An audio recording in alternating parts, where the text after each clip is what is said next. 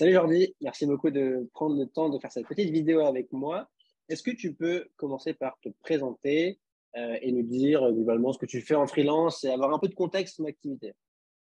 Ok, alors ce que je fais en freelance, c'est je suis copywriter spécialisé dans les SaaS. Les SaaS, sont des logiciels qui sont sur le cloud, donc c'est un terme assez technique.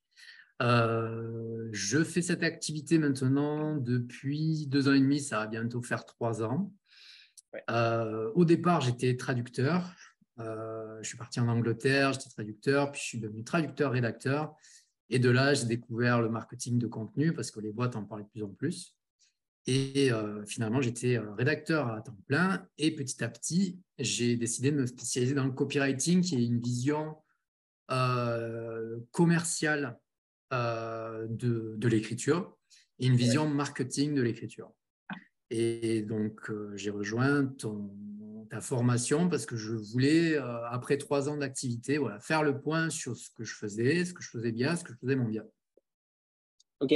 Donc, euh, donc toi, tu as rejoint l'accélérateur, tu avais déjà effectivement 3 ans d'activité derrière toi, où en fait, tu en vivais, t'en vivais bien, quoi. C'est ça? Je commence, oui, à en vivre, même s'il y a toujours les hauts et les bas de Oui. l'entrepreneuriat, c'est-à-dire les périodes où ça va très bien, puis les périodes où il y a moins de contrats. Donc, j'étais arrivé à ce stade de mon activité où j'ai un TJM, un taux journalier que je trouve correct, qui oscille entre 350 et 450 euros. Ça dépend des contrats. Il y a des contrats, on peut le faire passer, il y en a d'autres, c'est plus compliqué. Ouais. Donc, quand il y a des contrats réguliers, c'est super cool. Quand il y a des périodes de creux, c'est là où il faut un petit peu plus anticiper et faire gaffe. Ouais. Ok. Tu en as parlé un tout petit peu, mais c'était quoi tes problématiques avant de rejoindre l'accélérateur? Qu'est-ce que tu voulais résoudre? Si je me rappelle bien, il y avait un enjeu, toi, quand tu vas me le dire, mais un peu d'avoir une stabilité dans l'activité. C'est ça. T'arrives à vendre des bonnes missions à un bon tarif, 400, 450 euros, c'est très bien. Là, le but, c'était d'avoir un peu plus de récurrence et d'être serein, quoi. C'est ça? C'est ça, exactement. Je voulais vraiment stabiliser les périodes, les trimestres qui étaient bons. Et je voulais que en fait, ces trimestres soient là toute l'année. Je voulais qu'il y ait 4 trimestres vraiment bien posés.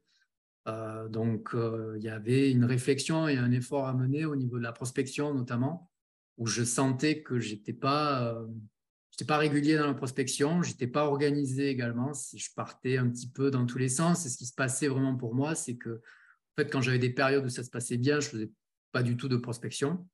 Ouais. Et les périodes où les contrats se terminaient et je devais redémarrer sur de nouveaux contrats, là, voilà, rien n'était en place. Et c'est là où d'un coup, voilà, on fait de la prospection un peu urgente, qui n'est pas la plus efficace. Oui, Donc, oui. voilà. Ouais, t'avais un peu la situation classique où quand ça va bien, bon, bah, le reste, on verra plus tard. Mais quand la mission se termine, ah mince, non, il faut repartir de zéro. Et si t'as pas enclenché de discussion, bah, c'est pas facile de s'y remettre et ça prend du temps, quoi, en fait. Ça prend du temps. Exactement, ça prend du temps, ça demande de la régularité, ça, je ne l'avais pas compris. Ça demande aussi une relation client, une relation réseau que j'ai pas, voilà, que je j'ai pas été toujours assidu là-dessus. Donc, c'était quelque chose ouais, qui était super important pour moi d'améliorer. Qu'est-ce qui t'a poussé à rejoindre l'accélérateur Source Writing et pas un autre programme, par exemple, dans le même genre? Bah déjà parce que je vois Valentin Decker sur les réseaux depuis des années et je kiffe ses contenus et voilà. Et puis j'ai vu ton parcours aussi. Je t'ai vu, c'est marrant parce que je t'ai vu quand tu étais encore à Live Mentor. Ouais, il me semblait, Ouais, j'avais vu les premières vidéos de Live Mentor parce que c'était un organisme c'est que je drôle, trouvais hein. super intéressant. Donc j'ai vu ce que tu as fait avec eux, puis je t'ai vu aussi progresser dans ton activité et je me suis déjà formé aux États-Unis sur le marketing de contenu parce que je trouvais pas l'équivalent en France. Ouais. Et au niveau de l'écriture et d'une formation à la fois écriture et business, j'attendais de voir. Et déjà, j'étais beaucoup intéressé par ta première formation sur l'écriture. Mais comme tu commençais à, voilà, à parler d'entrepreneuriat, d'activité, je me disais, bon, voilà, on va voir ce qui sort. Et j'ai regardé ouais, en détail ce que tu proposais. Je me suis dit, bon, ben là, c'est bon, j'y vais parce qu'il y avait à la fois l'aspect écriture, parce que même si j'avais 3 ans d'activité, il y a quand même des livrables qui sont précis et assez techniques, comme par exemple les landing pages sur lesquelles je voulais avoir le retour d'un pro comme toi, avec toutes les années d'expérience que tu as. Je me disais, ça va être super bénéfique. Et comme en plus, il y avait la vision business spécialisée sur le freelancing pour le marketing de contenu et pour l'écriture, bon, ben là, ça rejoignait un petit peu tout ce que je cherchais, quoi. Toi, tu fais un très bon point à mes deux questions suivantes, qui est en fait, donc tu l'as dit, le premier gros pilier, c'est la partie écriture. Le but, c'est que en tant que participant, tu t'exerces sur des cas pratiques, donc une page, séquence email, article de blog. Est-ce que tu as le sentiment d'avoir franchi un palier, d'avoir appris des choses, en sachant que tu le fais déjà un peu depuis 3 ans. Donc, tu ne partais pas de zéro, tu avais déjà des bonnes bases, quoi. Ben écoute, oui, j'ai appris des choses. Là, on parlait de landing page. Par exemple, pour la landing page, j'ai consommé énormément de contenu sur la landing page, des contenus français, des contenus en anglais. J'ai mis plein de ressources sur mon Notion, sur qu'est-ce qu'une landing page. Et il y avait différents copywriters qui expliquent à la fois B2C, B2B. Donc, j'avais quand même, j'avais fait des landing pages. Mais voilà, je sentais que je n'avais pas une vue complète. Et je me disais, OK, ça sera intéressant de voir ce que Valentin va m'apporter là-dessus. Et tu vois, typiquement, les sessions qu'on a faites sur les landing pages, ça m'a permis d'aller gagner en clarté sur certains détails, notamment le fait qu'on ait réalisé la landing page ensemble. J'ai vu par rapport à la réflexion sur des détails que je ne m'étais pas forcément posé moi-même après avoir fait pas mal de landing pages. Donc ouais, même sur quelque chose que je pratiquais depuis pas mal de temps, moi, ça m'a permis de faire un bilan aussi sur des compétences en écriture qui sont techniques. Hein, ça peut être les emails, le landing page, de faire un bilan et de gagner en compétences très précises sur des livrables précis. Top. Et sur le deuxième pilier, du coup, qui est la partie plus business, est-ce que là, tu te sens armé pour avoir cette fameuse stabilité qui te fait un tout petit peu défaut là, jusqu'à présent? Beaucoup plus armé. C'est là aussi, je pense que tu nous as montré que il y a un mindset à avoir, il y a une préparation à avoir. Il faut réfléchir par rapport aux réseaux sociaux, il faut réfléchir par rapport aux différents types de clients qu'on cible, sur les différents livrables. On ne va peut-être pas aborder une boîte de la même façon si on refait un accompagnement hyper complet ou si on voit par exemple un livrable précis qui peut être apporté comme un livre blanc. La démarche de prospection, moi, c'est quelque chose qui m'a jamais vraiment plu, mais je me rends compte au fur et à mesure de mon activité entrepreneur que c'est juste quelque chose qu'il faut ajouter à son arc, absolument.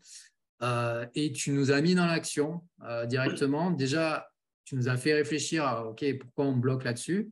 En fait, quelles sont les étapes à mettre en place? Et c'est pas quelque chose qui est extrêmement compliqué ni difficile, mais c'est juste qu'il faut le faire. Il faut être structuré aussi dans sa prospection, comme on peut être structuré dans notre activité.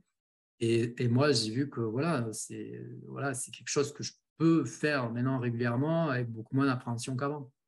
Est-ce que j'ai réussi à rendre la prospection un peu plus sympa? Yes, oui, ça je te le confirme. C'est pas gagné. Alors que bon, c'est quelque chose que je connais déjà un petit peu. J'ai eu d'autres boulots avant, je sais que, mais et en fait, ça a montré que la prospection notamment pour le freelancing, pour des gens comme nous, on n'est pas des vendeurs tous dans l'âme, Bien sûr.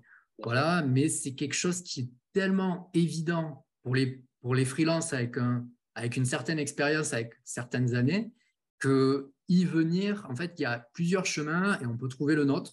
On peut faire la prospection très douce, très ciblée, très quali. Et ça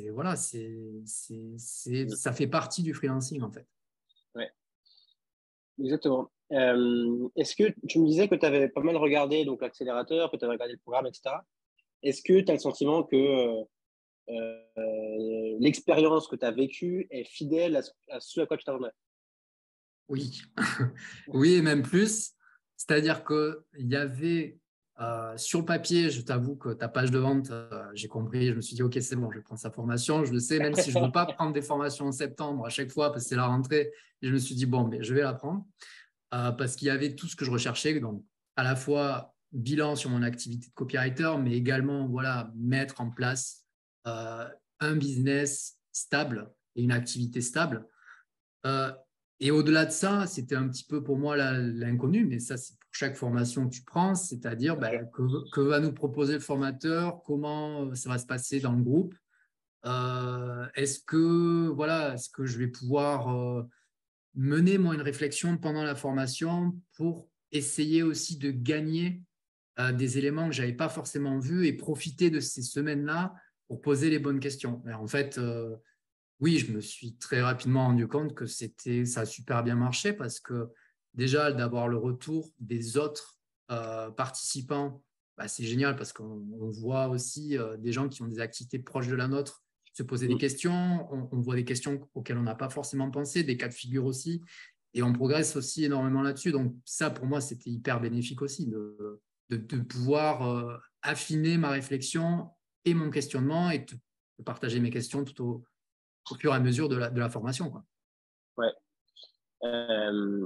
Est-ce que toi, tu recommandes de faire l'accélérateur et est-ce que, j'ai fini la question, il y a des profils assez différents. Il y a des profils de gens qui se lançaient dans le freelancing, des profils comme toi où tu étais plus avancé, où tu as la fameuse barre des 48 000 euros de chiffre d'affaires, bon, tu n'étais pas très loin. Est-ce qu'il y a, selon toi, un profil idéal de participants ou est-ce que ça s'adresse aussi bien à quelqu'un comme toi qui est vraiment pas très loin ou quelqu'un qui démarre davantage? Ben, je pense que ça peut correspondre à différents profils et c'est ça qui est top parce que c'est ce que j'ai vu aussi dans les sessions. Il y avait des participants qui étaient des débutants, qui débutaient dans leur activité. Il y avait des participants qui avaient déjà plus d'expérience. Ouais, Et en fait, moi, je pense que si on a de 0 à 4-5 ans d'activité, c'est vachement bénéfique parce que au début, en fait, ce que tu m'as apporté dans la formation, si je l'avais eu dans mes 2 premières années d'activité, mais j'aurais gagné un temps de ouf, quoi. J'aurais gagné vraiment, et surtout des migraines et du stress en moins à me ouais, dire, voilà, quel type de contrat je peux aller chercher au départ. Surtout quel type de boîte, tu vois, quand tu as fait par exemple la session, on a fait on a eu ton retour sur les types de boîtes, les types de secteurs qu'il faut prendre en compte quand on approche, la taille des boîtes, le style ou les types de l'interlocuteur, oui, dirigeants. le modèle, Ouais, etc. ça c'est quelque chose que j'ai compris moi, mais après des mois et des mois et des mois de pratique, et ça m'aurait apporté beaucoup. Donc ça, c'était pour le début, mais même moi, je trouve que voilà, moi, avec 3 ans d'activité, j'avais encore beaucoup de questions, notamment, comme je te disais, sur certains livres précis, mais aussi sur mon business. Et ça a été, ça a été hyper bénéfique et, pour la suite, de mon business. Ouais. Trop bien. Est-ce que tu as un conseil à donner pour les futurs participants, pour bien se préparer, pour bien profiter des 4 semaines, pour tirer profit à fond de tout ce qu'on fait? Un conseil, préparez toutes vos questions parce que Valentin va y répondre sans problème. Donc ça, il nous l'a démontré. Et ouais, et peut-être s'imaginer, en fait, essayer de voir ce qui nous bloque le plus ou ce qui nous fait le plus peur Mmh. pour voir Ouais, ça avec toi d'entrée. C'est-à-dire, oui, c'est bien de dire, OK, ben là, je ne me sens pas du tout, ou là, par exemple, je ne comprends pas du tout, ou là, je me dis, est-ce que je peux vraiment proposer ce type de livrable à mes clients, ou est-ce que je suis prêt ou prête ou pas prêt? Et ouais, voilà, de faire peut-être un petit boulot en anticipant son activité dans 6 à 12 mois, essayer de voir ce qui bloque maintenant et qui peut être débloqué avec toi, parce que ça, c'est vrai que tes retours en direct et même tes retours en asynchrone quand on pose des questions dans le forum, c'est top parce qu'on peut au fur et à mesure sentir rapidement où sont nos zones d'ombre à nous et avoir ton retour là-dessus. ouais. Mais c'est pour ça que toute la partie, les bases de la prospection, la recherche des boîtes, je l'ai mis dès le départ des 4 semaines parce que je pense que c'est un sujet qui est très flou, qui pose beaucoup de questions. Comment tu contactes une boîte, ça fait faire peur, enfin, bref, ça soulève plein de choses. Et je voulais l'attaquer dès le départ pour crever un peu l'abcès et pour qu'ensuite ça se débloque au fur et à mesure et que par la pratique, par tout ce qu'on a vu, on soit beaucoup plus à l'aise avec ça. Donc, tu as raison, préparer en amont tous les points bloquants, les points un peu névralgiques qui se posent par rapport au cas précis tout de suite les aborder. Je pense que c'est un très bon conseil. Merci beaucoup, Jordi. Trop sympa d'avoir fait le temps. À Écoute, très avec vite. plaisir. Non, ouais, c'était vraiment un plaisir, Valentin. Et franchement, je te souhaite le meilleur pour cette formation parce que trouver des formations quali adaptées aux freelance dans des nouvelles activités comme ça, enfin, franchement, tu vois, c'est avec tous les trucs qui sont moyens, qui coûtent hyper cher. Ou, voilà, donc, moi, j'ai vraiment adoré. Bah, écoute, merci beaucoup. C'était un plaisir de bosser avec toi.